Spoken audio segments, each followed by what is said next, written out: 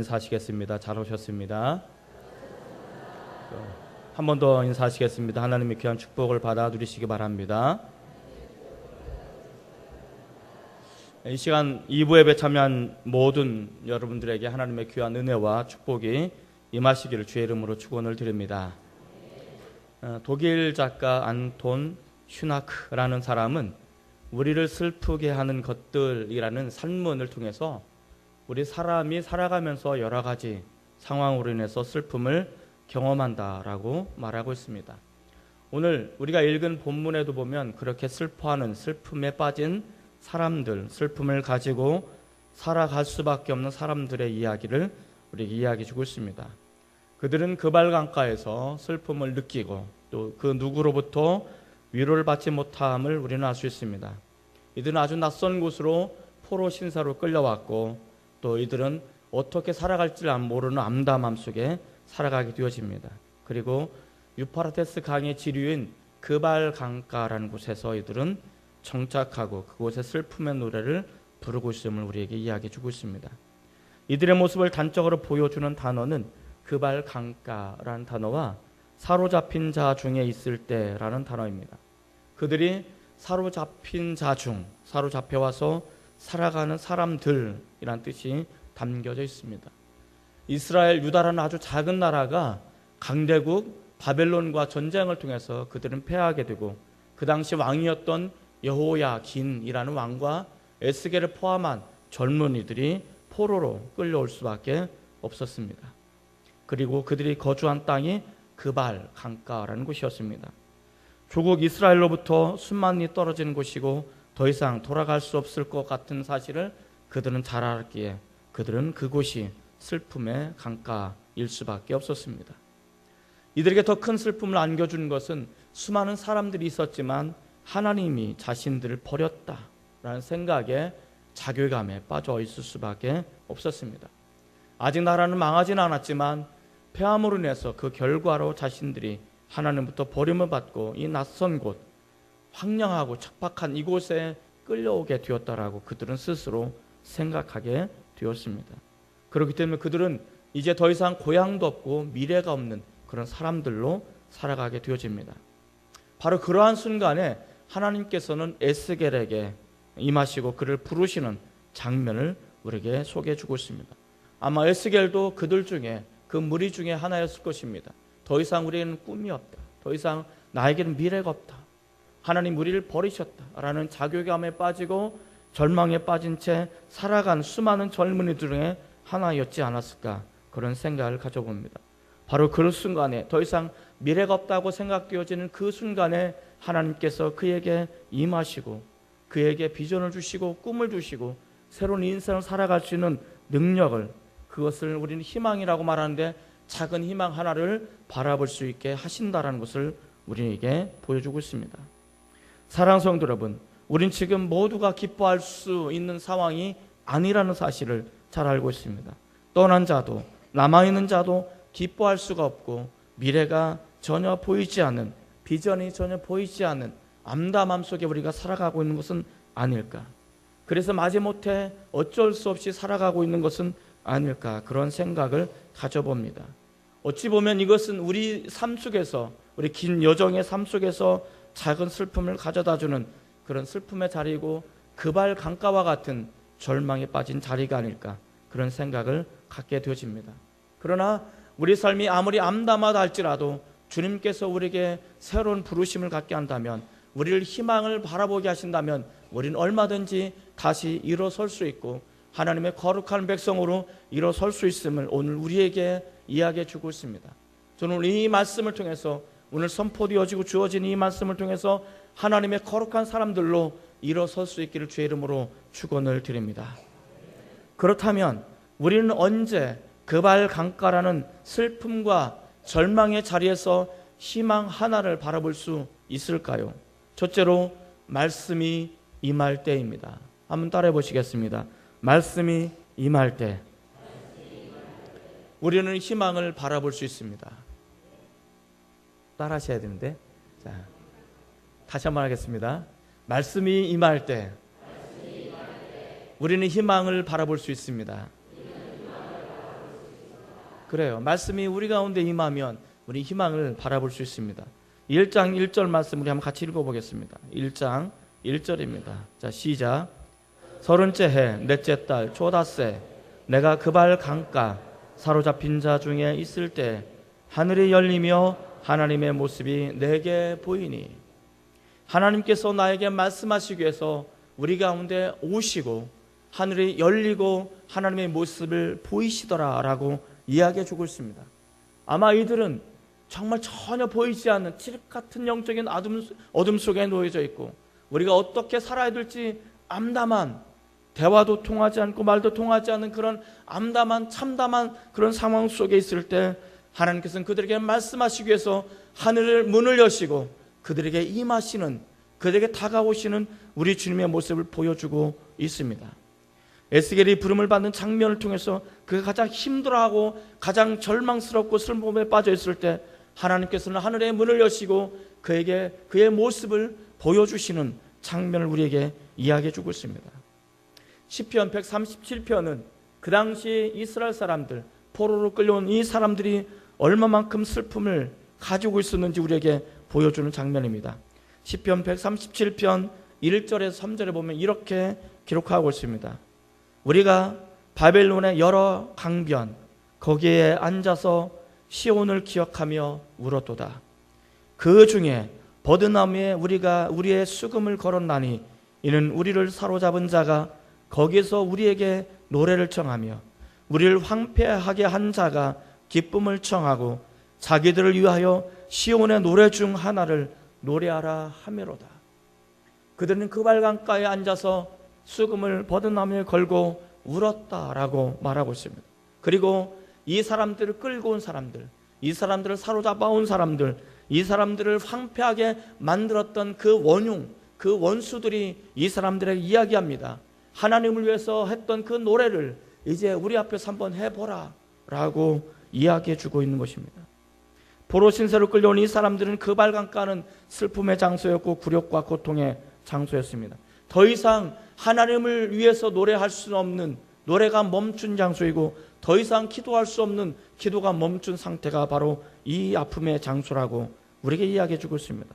아마도 우리의 주인공인 에스겔도 그들과 동일한 모습으로 하고 있었음을 우리는 알게 될 것입니다.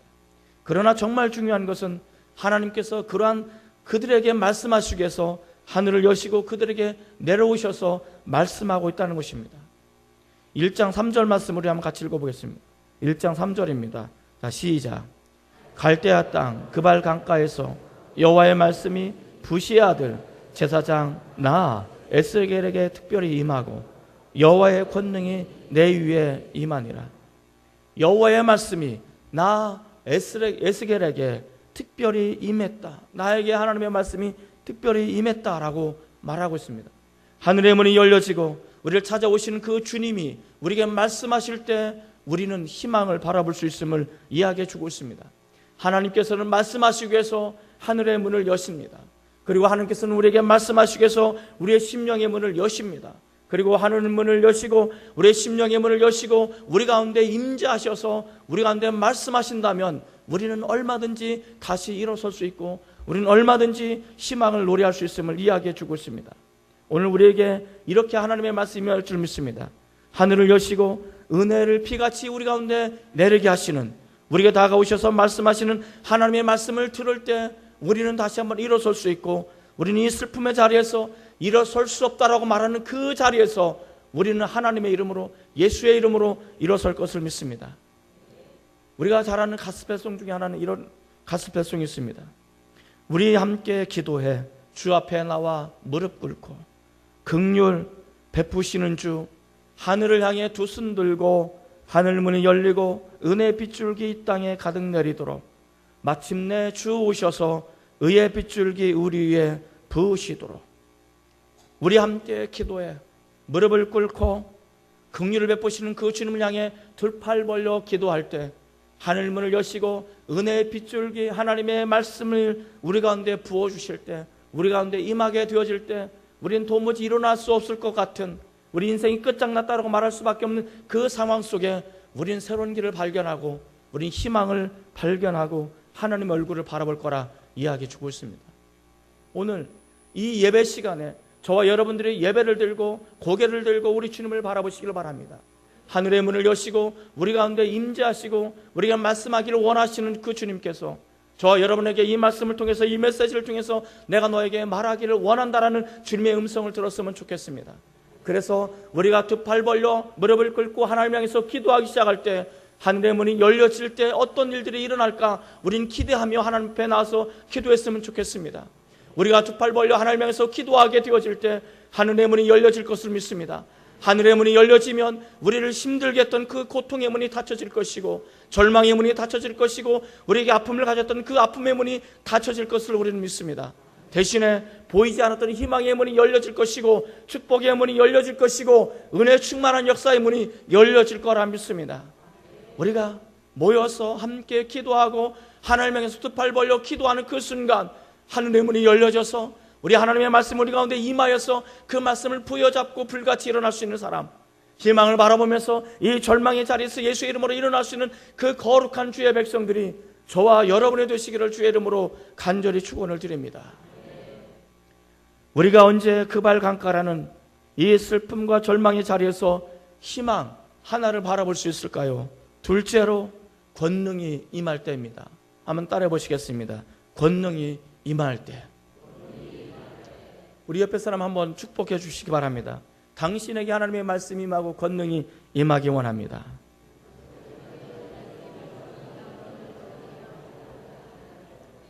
오늘 이 2부 예배 참여한 여러분들에게 아직 말귀를 못 알아듣는 우리 유아부실에 있는 그 저 깐난장이 아이들로부터 작년에 이르기까지 우리의 마음이 문이 열려지고 하늘의 문이 열려지고 하나님의 말씀이 우리 가운데 임하기를 주의 이름으로 축원을 드립니다.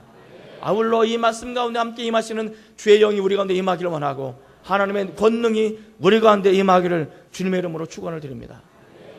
우리가 성경을 읽다 보면 하나의 법칙을 발견하게 되어집니다. 그 법칙이 뭐냐? 하나님의 말씀이 임하면 성령이 함께 임하더라는 것입니다. 하나님의 말씀이 우리 가운데 임하게 되면 성령이 우리 가운데 임하게 되어지고, 성령이 우리 가운데 임하게 되어지면 권능이 우리 가운데 임하게 되어지더라 라고 말씀하고 있습니다. 말씀과 성령과 역사, 권능은 함께한 세트로 함께하고 있음을 우리에게 보여주고 있습니다. 말씀이 우리 가운데, 우리 마음속에 레마로 우리 가운데 임하게 되어질 때 그 말씀 속에 담겨져 있는 주의 영이 함께할 것이고, 주의 영이 우리 가운데 임하게 되어질 때 그 말씀 속에 하나님의 역사가 우리 가운데 함께 나타날 것이라고 성경은 이야기해 주고 있습니다. 오늘 하나님의 말씀이 에스겔에게 임하고 그 하나님의 말씀이 그에게 임하자 여호와의 권능이 내 위에 임하게 되었다라. 하나님의 말씀이 내 위에 임하게 되었다라고 1장 3절에 보면 그렇게 기록하고 있습니다. 여호와의 권능이 내 위에 임하니라. 오늘 말씀을 들을 때 하나님의 권능이 우리 가운데 임하기를 원합니다. 성경을 계속 살펴보았으면 좋겠습니다. 성경을 계속 살펴보면 에스겔서 2장 2절에 보면 이렇게 기록하고 있습니다. 에스겔서 2장 2절 말씀을 한번 같이 읽겠습니다. 2장 2절입니다. 함께 같이 읽습니다. 시작. 그가 내게 말씀하실 때 그 영이 내게 임하사 나를 일으켜 내 발로 세우시기로 내가 그 말씀하시는 자의 소리를 들으니. 그가 내게 말씀하실 때, 하나님이 내게 말씀하실 때 그 영이, 하나님의 영이 내게 임했다. 하나님의 영은 누굴 말합니까? 성령을 말합니다. 하나님이 나에게 말씀하실 때, 우리가 하나님의 말씀을 듣고 하나님의 말씀 우리 가운데, 우리 심령 가운데 임하게 되어질 때 그의 영이 함께 임하게 되더라는 것입니다. 그렇게 되어질 때 우리를 일으켜 세우시는 성령의 능력을 경험하게 될 것을 말씀하고 있습니다. 하나님의 말씀이 임할 때 나를 일으켜 세우시는 그 능력, 말씀을 듣고 주저앉아 있지 말고 일어날 수 있게 하시는 이 능력이 오늘 우리 가운데 임하기를 바랍니다. 한 절 더 찾아보도록 하겠습니다. 3장 12절입니다. 3장 12절 같이 읽습니다. 시작. 때 주의 영이 나를 들어 올리시는데 내가 내 뒤에서 크게 울리는 소리를 들으니 찬송할지어다. 여호와의 영광이 그의 처소로부터 나오는도다 하니. 그때 주의 영이 나를 들어 올리시는데, 주님의 영이 나를 들어 올리신다. 나를 일으켜 세워주신다. 하나님의 처소에서 하나님의 영광이 나에게 임하셔서 나를 들어 올리시는 그 모습을 우리에게 이야기해 주고 있습니다. 말씀이 임하면 주의 성령이 임하게 되고, 주의 성령이 임하면 우리는 권능을 받는데, 내 힘은 도무지 일어날 수 없을 때, 내 힘은 도무지 일어설 수 없다라고 주저앉아 있는 그 순간에 하나님은 나를 일으켜 세우시는 것입니다. 내가 스스로 일어나는 것이 아니고 하나님이 나를 일으켜 세우시는 능력이 오늘 이 가운데 있음을 우리에게 이야기해 주고 있습니다. 많은 사람들은 주저앉아서 땅바닥을 치고 머리를 흐트리면서 우리는 이제 어떻게 살아야 한단 말인가라는, 그렇게 정말 많은 사람들이 통해하는 그 순간에 하나님은요, 우리를 일으켜 세우십니다. 저는 오늘 이 말씀이 저와 여러분의 상황 가운데, 여러분의 어떤 삶에 놓여져 있든지 간에, 그 상황이 어떠하든지 간에, 내 삶이 어떤 모습이 있든지 간에 주의 영이 우리 가운데 임하셔서 우리를 이렇게 세우는 능력이 임하기를 원합니다. 나는 일어날 수 없어요. 나는 일어날 수 없어요. 주님, 나는 어떻게 일어날 수 있습니까? 내 힘은, 내 팔은, 내 허리는, 내 발목은 힘이 다 빠져버렸습니다 라고 말하는 그 순간 주의 영이 우리를 일으켜 세우는 그 놀라운 축복이 오늘 우리 가운데 일어나기 원합니다. 많은 사람들이, 이 거제 땅에 많은 사람들이 벌떡벌떡 일어나는 사람 누가 있겠습니까? 누가 이 어려움 속에서 기쁨의 찬양하는 사람이 도대체 누가 있습니까? 그러나 우리가 예수를 믿는다면, 하나님의 말씀을 받고 성령을 받는다면 우리는 충분히 일어날 것입니다. 아니, 하나님 우리를 일으켜 세우실 것을 믿습니다. 한 번 더 찾아보도록 하겠습니다. 3장 14절입니다. 에스겔서 3장 14절 한번 같이 읽겠습니다. 시작. 주의 영이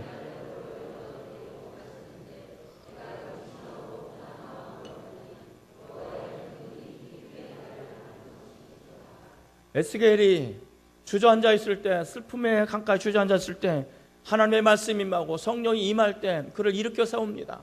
그를 일으켜 세워서 가긴 갑니다. 가긴 가는데 그 마음속에 뭐가 있습니까?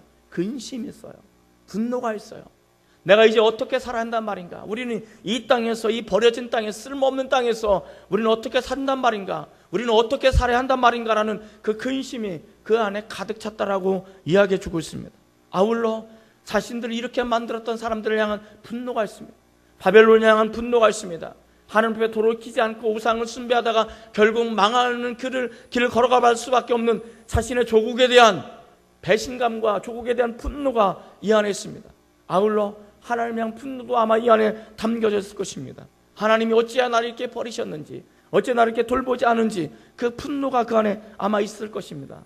이 근심과 분노가 이 안에 가득 찰 때 하나님의 여호와의 권능이 힘있게 나를 감동시켰다라고 말하고 있습니다. 사랑하는 성도 여러분, 하나님의 말씀이 임하고 주의 성령이 임하게 되어질 때 어떤 능력이 나타납니까? 내가 도무지 기뻐할 수 없는 그 순간, 내 마음속에 근심이 가득 차고 내 안에 분노가 가득 차고 골수의 질병이 가득 차는 이 순간에 여호와의 권능이, 하나님의 힘이 나를 힘있게 감동하더라 하는 것입니다. 나를 감동시키는 역사가 오늘 이 순간에 우리 가운데 있어지는 역사가 있다는 것입니다. 내가 힘들어서, 내가 근심 가운데, 내가 분노 가운데 있을 때 그것이 다 바뀌어져서 하나님의 감동으로 바꿔지는 역사. 여러분, 이것이 하나님의 능력인 것입니다. 이것이 하나님의 역사인 것입니다. 이 말씀을 통해서 우리에게 주시는 그 하나님의 말씀이 우리 안에, 내 안에 근심할 수밖에 없잖아요. 우리가 근심하는 삶을 살 수밖에 없잖아요. 여러분, 근심이 여러분 가운데, 내 가운데, 우리 가운데 얼마나 많습니까? 그러나 하나님의 영이 임하면 이 근심이 감동으로 바뀌어지는 것입니다. 우리 안에 분노가 있습니다. 우리 안에 참을 수 없는 분노가 있어요. 그러나 그 분노가 있다 할지라도 하나님의 영이 임하면, 하나님의 말씀이 내 안에 임하고 그 말씀이 힘있게 역사한다면 나를 감동시키는 그 모습으로 나를 바꾸어 나가는 역사가 일어난다라고 성경은 이야기해 주고 있습니다. 사랑하는 성도 여러분, 이렇게 하나님의 말씀이 나를 힘있게 감동시키는 역사가 나타나기를 원합니다. 말씀을 통해서 우리가 권능을 받고 감동을 받게 되는 이유가, 이것이 중요한 이유가 뭐냐? 이게 왜 중요합니까? 그것은 내가 가야 될 길을 알 수 있기 때문에 그런 것입니다. 이 감동이 있는 이유는, 근심하는 이유는 내가 가야 될 길을 갈 수 없기 때문에 그렇습니다. 내가 어떻게 살아야 될지 삶의 방법을 깨닫지 못하기 때문에 우리는 근심하게 되는 것입니다. 염려하게 되는 것입니다. 그러나 하나님의 말씀이 내게 임하고 권능이 내게 임하게 되어지면 내가 어떻게 살아야 될지, 내가 어떻게 가야 될지, 내가 보이지 않았던 믿음의 길이 보이고 인생의 길이 보이고 내 삶의 길이 보이는 모습을 알 수 있기 때문에 그렇다라고 이야기해 주고 있는 것입니다. 내가 살 수 없는데, 나는 살 수 없는데 성령이 임하고 보니까 나는 살아야 된다라고 말하고 있는 거예요. 여러분, 우리는 내가 살아야 될 이유를 어디에서 찾으십니까? 많은 사람들은 세상적으로, 세상 바깥에 보면 내가 도무지 살아야 될 이유를 느끼지 못하는 거예요. 실패 때문에, 좌절 때문에, 절망 때문에, 내가 이 경제적인 문제 때문에 내가 도무지 어떻게 살아야 될 이유가 없는 거예요. 왜냐하면 이 세상의 물질에 내가 관심을 가졌고 세상에 성공하는 것에 내 모든 관심을 쏟아부었고 내가 이 세상에서 내가 어떻게 살아가는지, 내가 어떻게 인정받고 살아가는지 거기에 내 관심을 쏟았고 내가 건강하게 살아가는 것에 내 모든 관심을 쏟았는데 그것이 없어진다면, 그것이 보이지 않는다면, 그것이 무너진다면 살아갈 이유를 못 느끼는 거예요. 살아갈 방법을 찾지 못하는 거예요. 그래서 사람들은 나쁜 선택을 하게 되어집니다. 잘못된 선택을 하게 되어집니다. 스스로 생명을 끊는 안타까운 선택을 하는 이유가 무엇입니까? 세상적으로 바라보면 내가 도무지 왜 살아야 되는지 그 이유를 모르는 거예요. 그러나 말씀이 내게 임하고 성령이 내게 임하면 내가 왜 살아야 되는지, 내가 어떻게 살아야 되는지, 내가 무엇을 위해서 살아야 되는지, 내가 이 땅에 견디고 힘들고 어렵지만 견디고 또 견디고 참아내고 내 삶의 자리를 지키면서 내가 살아야 될 이유를 우리는 이 말씀을 통해서 알 수 있단 말입니다. 사랑하는 성도 여러분, 하나님의 말씀이 내게 감동이 임하며 하나님의 말씀이 내게 임하면 내가 살아야 될 이유를 알지 못하는 그 순간에 있을 때 우리는 내가 왜 살아야 되는지 삶의 이유와 원인과 방법을 우리에게 보여준다는 것입니다. 그래서 우리는 이 주저앉아 있지 않고, 그래서 우리는 이 절망의 땅에서 그냥 엎어져 있을 수 없는 것이 아니고 그래서 일어날 수 있는 하나님의 사람이 된다는 것입니다. 이 사명을 붙들고 이 예수의 꿈을 붙들고 이 하나님의 말씀을 붙들고 내가 왜 살아야 되는지 그 분명한 이유를 바라보시고 그 희망 하나 바라보시고 하나님의 이름으로, 예수님의 이름으로 일어서기를 주의 이름으로 축원을 드립니다. 우리가 언제 그발강가라는 이 슬픔과 절망의 자리에서 희망 하나를 바라볼 수 있을까요? 셋째로, 절망의 언덕에 희망을 세울 때입니다. 한번 따라해 볼까요? 절망의 언덕에 희망을 세울 때입니다. 그럴 때 우리는 내가 살아야 되는 이유, 우리가 희망이 어떤 것인지를 바라볼 수 있다고 말하고 있습니다. 우리 3장 15절 말씀을 한번 같이 읽어보겠습니다. 3장 15절입니다. 시작. 예, 내가 델라빕에 이르러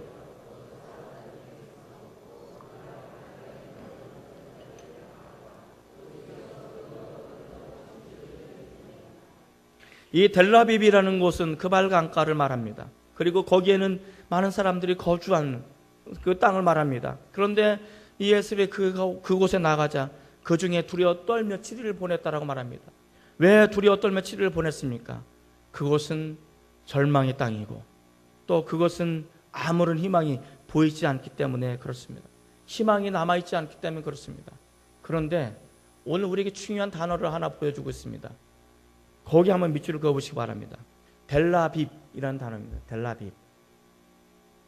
영어 성경을 보면 이 단어를 텔아비브라고 쓰여 있습니다. 텔아비브. 우리 한문으로 음역하기 때문에 델라빕이라고 하는데 원문에 보면 텔아비브라고 우리는 읽을 수 있습니다. 자, 바벨론 사람들은 그 지명을 텔아비브라고 부릅니다. 그런데 그들이 그렇게 부를 수밖에 없는 이유가 무엇입니까? 이 텔아비브라는 이 지명은 어떤 곳이냐면 유프라테스 강의 지류이기 때문에 홍수가 범람하는 곳이에요. 비만 오면 홍수가 범람해서 쓸모없는 땅입니다. 그래서 이 텔아비브라는 아카드어, 바벨론 언어는 폐허의 언덕이라는 뜻입니다. 홍수의 언덕, 폐허의 언덕, 쓸모없는 땅이라는 뜻이 바로 그 안에 담겨져 있습니다. 그래서 곡식을 심어도 홍수가 잦기 때문에 곡식이 그냥 썩어버려서 열매를 맺을 수 없는 죽음의 땅, 폐허의 땅, 그리고 아무 쓸모없는 이 홍수의 땅이 바로 텔 아비브라는 뜻입니다. 그런데 참 재밌는 것은 이 텔 아비브를 히브리어로 음역을 하면, 히브리어로 부르면 전혀 다른 뜻이 듭니다. 히브리어로 텔 아비브라고 부를 때는 그곳은 봄의 언덕, 희망의 언덕이란 뜻입니다. 그러니까 한 지명을, 바벨론 사람들은 그 지명을 부를 때 그곳은 폐허의 언덕이야, 쓸모없는 땅이야, 죽음의 땅이야 라고 말하는데, 이 이스라엘 사람들이 히브리어로 그 지명을 발음하면 그 땅은 희망의 땅이고, 그 땅은 봄의 땅이고, 그 땅은 다시 생명이 솟아난 땅이야 라고 말하는 것입니다. 멋지지 않아요? 제가 좀 더 이해를 돕기 위해서 이렇게 한번 예를 들어보겠습니다. 1950년에 한국전쟁이 일어났어요. 6.25 전쟁이 일어났어요. 이 한국전쟁이 일어났을 때 많은 사람들이 전쟁에 참여했습니다. 그리고 부상을 당했어요. 부상을 당해서 지금 현재 다 병원으로 후송을 당합니다. 병원에서는 전부 다 아파가지고 낑낑거리고 그래요. 너무 움직일 수 없는 그런 고통 가운데 있습니다. 그런데 이 사람들에게 나타나는 하나의 단어가 있습니다. 그리고 이 유엔군과 미군이 이 병원을 방문하게 됩니다. 그런데 참 재미있는 것을 하나 듣게 되었습니다. 많은 사람들이 아파하고 힘들고 어려우면 우리는 어떻게 말합니까? 참 힘들면 어떻게 말해요? 아이고라고 하죠. 아이고. 이 사람은 병원에 누워 있어가지고 너무 아프니까 아이고 하는 거예요. 그런데 이 미군이나 이 유엔 사람들이 이 아이고를 듣는데 전혀 다른 식으로 듣는 거예요. 우리는 힘들어서 아이고 하는데 이 사람들이 들을 때는 아이고 나는 간다, 나는 가겠다 라는 소리를 듣는 거예요. 그래서 이 사람들 통역관에게 물었습니다. 이 사람들 도대체 이렇게 움직일 수도 없고 아픈데 도대체 어디를 간다고 그러냐? 통역관이 이렇게 통역을 했답니다. 이 사람들이 지금 한국이, 우리 조국이 전쟁이 일어나는데 지금 조국이 전쟁 속에 있는데 어떻게 될지 모르는데 내가 누워있을 수 없다고, 나 지금 전장소로 가겠다고 그렇게 통역을 했답니다. 믿거나 말거나. 저는 근데 이 말을 믿는 게요, 중학교 역사 선생님이 이 말씀을 해주셨기 때문에 저는 사실로 믿습니다. 우리나라 사람 너무 힘들면 아이고 그런데 이 외국 사람들 들으면 아이고 나는 가겠다 그런 식으로 들리는 거예요. 텔 아비브라는 말도 똑같은 것입니다. 이 텔 아비브 하면 바벨론 사람들에게는 아이고가 되는 거예요. 아이고. 그런데 이스라엘 사람들이 텔 아비브 하면 아이고 나는 간다 라는 뜻으로 우리가 해석할 수가 있다는 것입니다. 1948년 2000년 동안 방랑했던 이 이스라엘 사람, 유대인들이 한 곳에 정착해서 나라를 건설하는데 그 나라 이름을 이스라엘이라고 나라를 지었습니다. 그리고 그 나라의 수도를 정하는데 수도를 어디로 정하는지 아십니까? 예루살렘으로 수도를 정하지 않습니다. 그들이 수도를 정한 지역은 텔 아비브입니다. 그래서 지금 이스라엘의 수도는 텔 아비브가 됩니다. 그들이 2000년 동안 방랑하면서 한 곳에 모여서 나라를 건국할 때 왜 수도 이름을 텔 아비브, 똑같은 단어입니다. 지금 현재 에스겔서 3장에 나오는 그 단어와 그리고 지금 현재 수도로 하는 그 단어가 똑같은 단어입니다. 왜 이 지명을 수도로 삼고 그 지명을 텔 아비브라고 이야기했을까?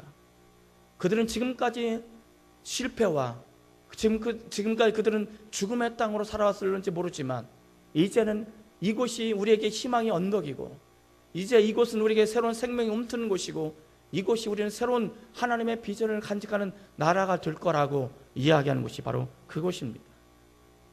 텔 아비브 도시는 이 지역은 이스라엘 사람들에게는 어찌 보면 물러설 수 없는 땅끝과 같은 곳입니다. 그러나 바로 그 순간에 하늘의 문이 열리고 하나님의 말씀이 그들에게 임하고 성령의 역사가 그들에게 나타나게 되어질 때 이 폐허의 땅, 쓸모없는 땅이 희망의 땅으로 바뀌기 시작합니다.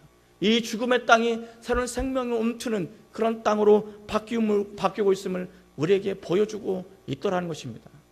사랑하는 성도 여러분, 지금 우리가 살고 있는 이 거제 땅은 어찌 보면 땅끝과 같은 그런 모습일지 모르겠습니다.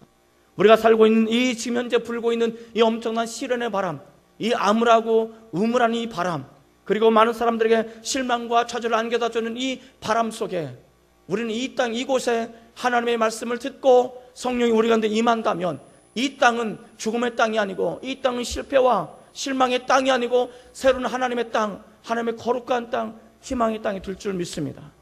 이것이 우리의 믿음이고 이 땅 끝에서 우리가 그렇게 기도할 때 하나님의 역사가 나타날 줄 믿습니다. 제가 경험한 이야기를 하나 여러분들에게 들려주고 싶습니다. 어느 금요일, 이국 사역하는 것이 다른 지역 사역할 때였습니다. 어느 금요일 날 기도 부탁을 하나 받았습니다.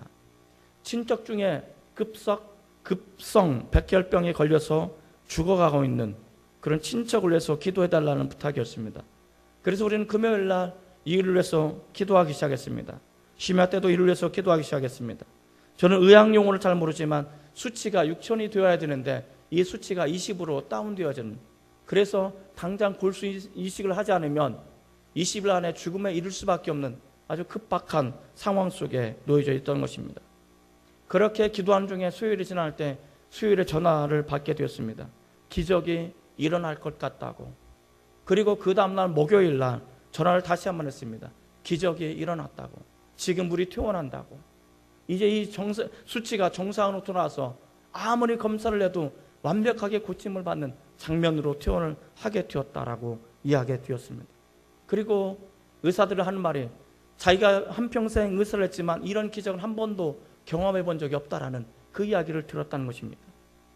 어찌 보면 이 급성 백혈병에 걸린 이 사람, 그리고 시한부인 20일 동안밖에 살 수 없는 그 시한부의 인생을 살 수밖에 없는 이 사람에게는 그곳이 땅끝이었습니다. 그곳은 절망의 땅이었습니다. 그곳은 그에게 죽음의 땅이고 좌절의 땅이었을 것입니다. 그러나 함께 그곳에 모여서 기도하기 시작할 때, 함께 많은 사람들이 위해서 집중해서 하나님께 기도하기 시작할 때 하늘의 문이 열리고 하늘 말씀이 그에게 임하고 성령이 그에게 임할 때 기적이 일어나기 시작했던 것입니다. 사랑하는 성도 여러분, 우리가 이곳에 모여서 정말 두 팔 벌려 무릎을 꿇고 하나님을 향해서 기도하는 그 순간, 하늘의 문이 열려지고 하늘 말씀이 우리 가운데 임하게 되어지는 그 순간, 성령이 우리 가운데 임하고 성령의 권능이 우리 가운데 임하는 그 순간, 그리고 이 텔아비브라는 이 지역이 절망의 땅이고 폐허의 땅인 이 땅에 희망의 땅으로 바꿔나갈 수 있는 그 희망을 우리가 바라보는 그 순간 우리는 승리할 줄 믿습니다. 우리는 크고 작은 수많은 절망을 경험하게 될 거고 시련을 경험하게 될 것입니다. 그러나 이 시련과 좌절과 이 절망의 한복판에 서서 우리는 그 땅에 그곳에 서서 두 팔을 벌리고 하나님을 향해서 기도하시기 바랍니다. 하나님, 이곳에 하늘 문을 여시고 이곳에 임재하셔서 우리 가운데 말씀하시옵소서. 말씀하시면 우리는 일어설 수 있습니다. 이곳에 임하셔서 성령께서 우리 가운데 함께 하신다면 우리는 일어설 수 있습니다.